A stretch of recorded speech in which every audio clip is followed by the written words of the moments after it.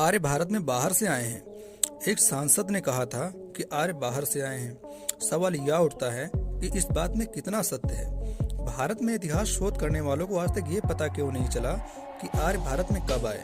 The discovery of India Bharat एक खोज में लिखा है कि भारत में आर्य ध्रुव से आए, लेकिन उन्होंने यह बताने का कष्ट नहीं किया कि आर्य भारत में कब आए।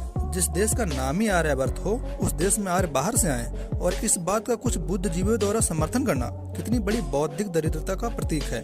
और यही तो अंग्रेज चाहते थे कि हम अपना वास्तविक इतिहास भूल जाएं, हम हमारे ही देश में बेगाने होकर रह जाएं। मैकाले महाशय जहाँ भी होंगे इस बात पर जश्न जरूर मना रहे होंगे।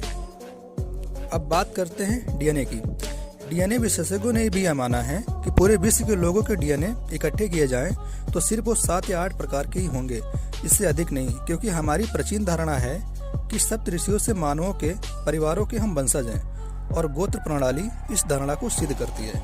प्राचीन काल से भारत के लोग ज्ञान प्रसार और व्यापार के लिए देश विदेश जाते रहे हैं। इससे यह बात सिद्ध होती है कि भारत से लोग बाहर जाकर बसते रहे हैं, न कि बाहर से आकर भारत में बसे हैं।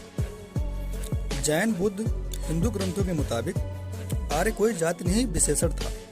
आर्य शब्द का प्रयोग कोई सभ्य सज्जन या साधु को संबोधित करने के लिए कहा जाता था। राखीगढ़ी को सिंधु घाटी सभ्यता का बड़ा केंद्र माना जाता है। 2015 में वैज्ञानिकों ने हरियाणा के राखीगढ़ी में खुदाई शुरू की थी। लगभग 300 एकड़ तक वैज्ञानिकों ने खुदाई की। उस खुदाई में वैज्ञानिकों को 7 टीलों से नरकंकाल मिले। उन नरकंकालों का वैज्ञानिकों ने अध्ययन किया और शोध से उन कंकालों को 4500 साल पुराना प्रमाणित किया।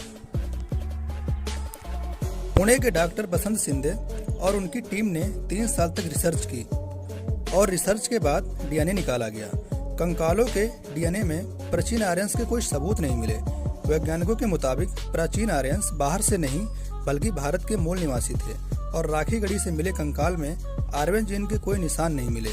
आर्यन जीन को प्राचीन आर्यंस का जीन माना जाता है।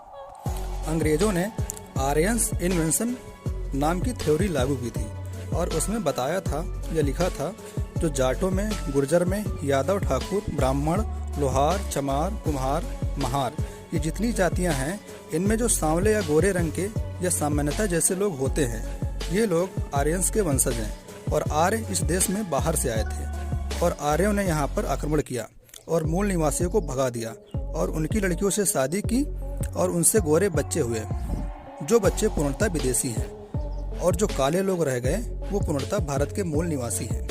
ये थ्योरी अंग्रेजों ने दी और आज की कुछ विशेष जातियां इसको जातिवादी समीकरण में लेकर के इस थ्योरी को बढ़ावा दे रही हैं और आर्यंस विदेशी हैं के नाम से समाज में जहर फैला रही हैं।